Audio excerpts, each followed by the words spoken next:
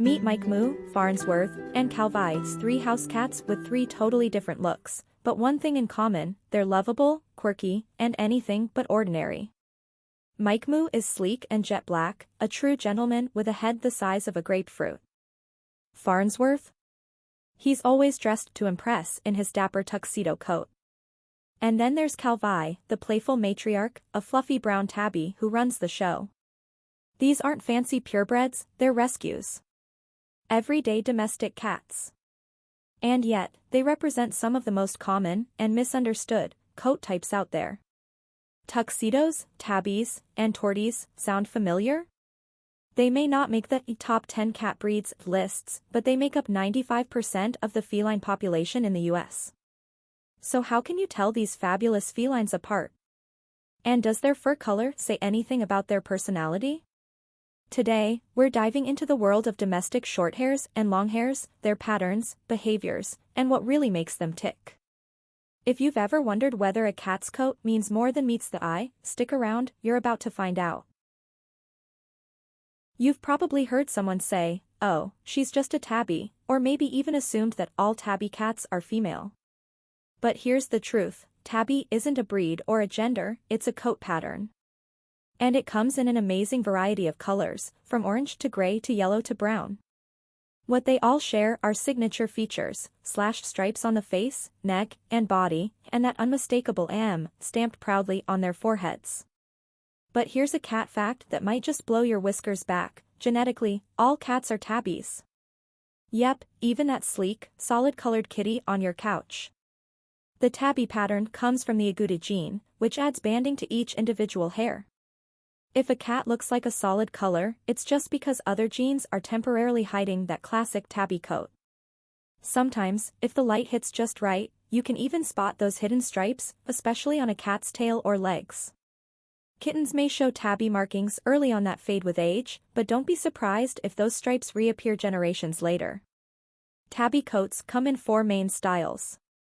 Mackerel tabbies have thin, vertical stripes like a tiger or even a fish skeleton. Classic tabbies show bold, swirling patterns like a marbled cake. Tick tabbies don't have body stripes, but their face still carries that AM signature.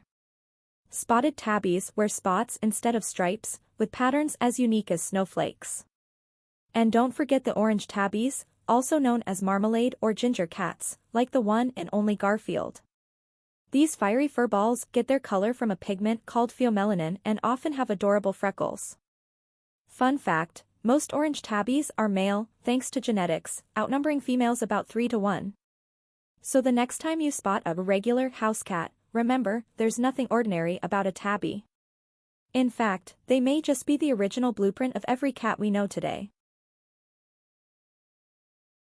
Tuxedo cats are the bomb, and no, it's not just because I've had 2 of them myself.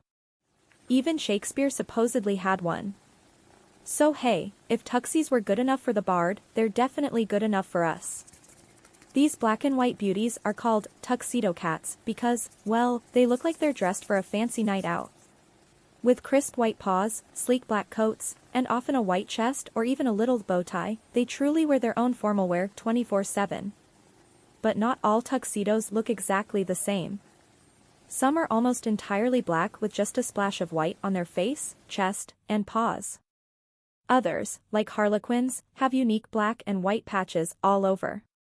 There's no one-size-fits-all when it comes to tuxie style. Most tuxedos have dazzling green eyes, snow-white whiskers, and a cool, confident vibe that sets them apart. And personality? Oh, they've got it in spades. Tuxedo cats are known to be playful, social, and great with kids.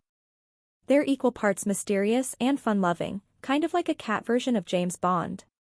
Bonus, they're not a specific breed, so tuxedos can be male or female, and with proper care and an indoor lifestyle, they can live up to 20 years. So if you're looking for a feline with style, smarts, and a little bit of mischief, you might just be looking for a tuxedo cat. Black cats. You don't have to be Edgar Allan Poe to adore black cats. Halloween would not be complete without them. During the Middle Ages, people associated black cats with bad luck, witches, and Satan. Today, they are often overlooked for adoption either because of this superstition or because they're not seen as attractive as multicolored cats. People for the Ethical Treatment of Animals says black cats spend 40% more time in shelters than orange and white cats. They are also 2/3 less likely to get adopted than white cats and only half as likely to be adopted as tabbies. It's too bad. Although, people often think of black cats as being monocolored, they come in various hues. Some are onyx while others tend to skew more on the blue side. Their fur is often silky. The gene for black fur is a dominant one in cats, which explains why there are so many of them. Tortoiseshell and calico. We've lumped these two together because they are related. True tortoiseshell cats are black and brown, with splotches of orange breaking up the brown or black. Their coat patterns are diverse. Like all the other cats listed here, they are not a specific breed, but are identified by their fur color pattern. If torties also have white markings, then they are calico cats.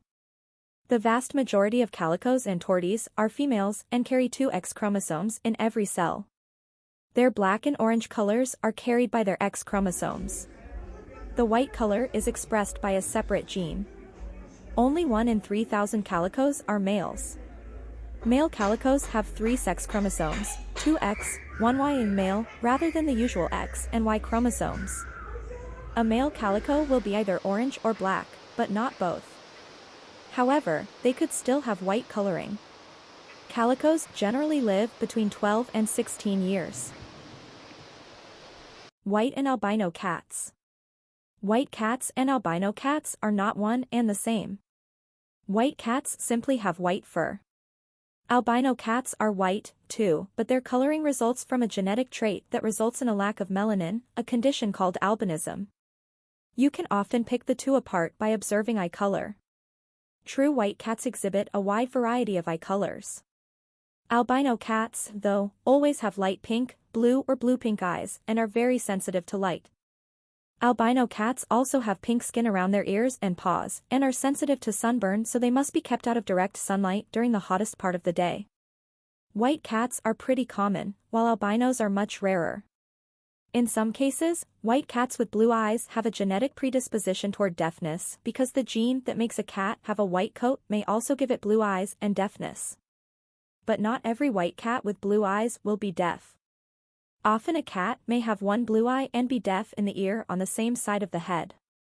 But it may have learned to compensate so well, the owner may not even be aware that her cat has a hearing problem. Color point. Siamese cats are those most strongly associated with color point patterns, that is, when darker colors are expressed in the ears, face, ears, tail and feet. But regular short-hair cats may exhibit similar color point patterns, too. Sealed points are those with dark brown, blue points are those featuring dark grays, and red points have orange tips. Regardless of the color, the points transition into a lighter body hue, giving these cats an air of regal sophistication. So there you have it. Tuxedos, tabbies, and torties may all be domestic house cats, but each one has its own unique look, personality, and story to tell. Whether it's the classic stripes of a tabby, the bold splashes of a tortie, or the formal flair of a tuxedo, these cats prove that you don't need a pedigree to shine. Got a fabulous house cat of your own? Tell us all about them in the comments below. We'd love to hear which team you're on, Team Tuxie, Team Tabby, or Team Tortie. Don't forget to like this video, subscribe to the channel, and tap that bell so you never miss out on more pawsome cat content. Thanks for watching, and remember, every cat, no matter the pattern, deserves a little spotlight.